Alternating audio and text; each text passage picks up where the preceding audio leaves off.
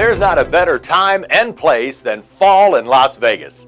Hello again, I'm Bob Hamrick, Chairman and CEO of Coldwell Banker Premier Realty. Welcome to the October issue of the Monthly Minute Market Update for Southern Nevada.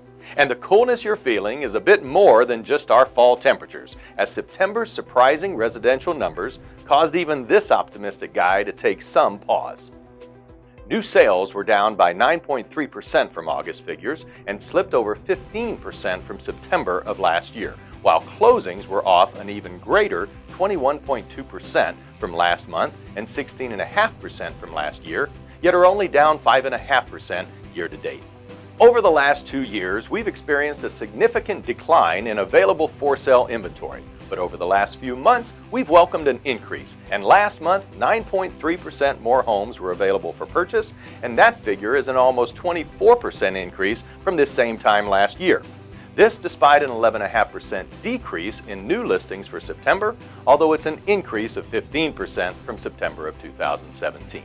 A new milestone was hit in September as we once again broke through the $300,000 median price point, which was seen last 12 years ago in 2006. Based on several key factors, however, we believe this milestone to be an anomaly and that we will likely end the year in the mid to high 290s, which would still be a respectable double-digit increase from 2017.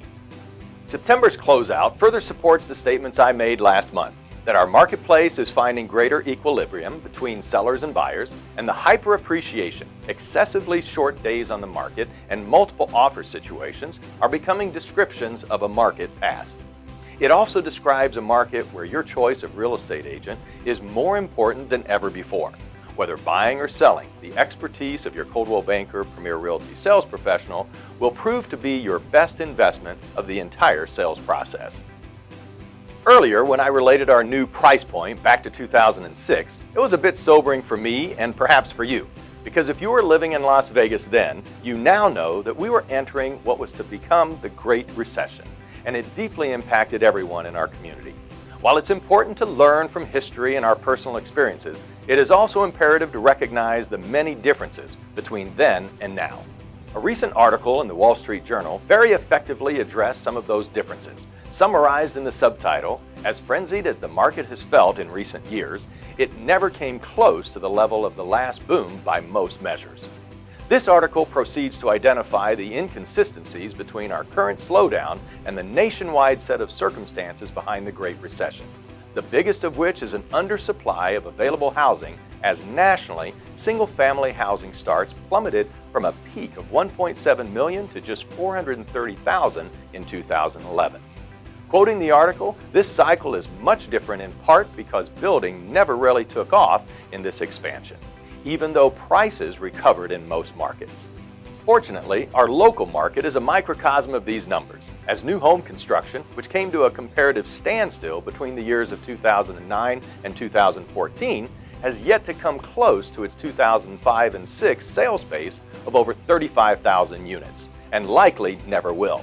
Combine this with the rising cost of land and the raw materials for construction, and you have a solid foundation for suggesting that home prices will likely stagnate but not fall. Welcome news for those frustrated buyers that remain interested in home ownership, yet took themselves out of the market due to its frenzied pace. And finally, the fundamentals of our Las Vegas economy have diversified significantly since the Great Recession, as we welcome our own Vegas Golden Knights back to the ice for their second season, entertaining fans at both the state-of-the-art City National Practice Arena in Summerlin and competing out of the amazingly experiential T-Mobile Arena.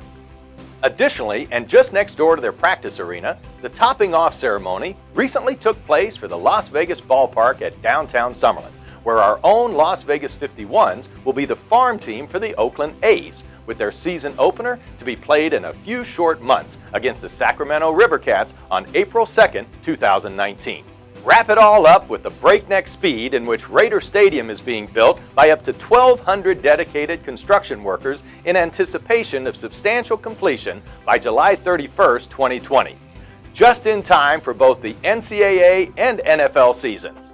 The Raiders' 30-acre practice facility located in Henderson is also scheduled to break ground by the end of this year. Add it all up, and you have billions in infrastructure investment for the continued long-term economic success of Southern Nevada. I hope you enjoyed this episode of the Monthly Minute Market Update as much as we enjoyed delivering it to you. Have a safe and fun Halloween, and we'll see you next month. Bye-bye.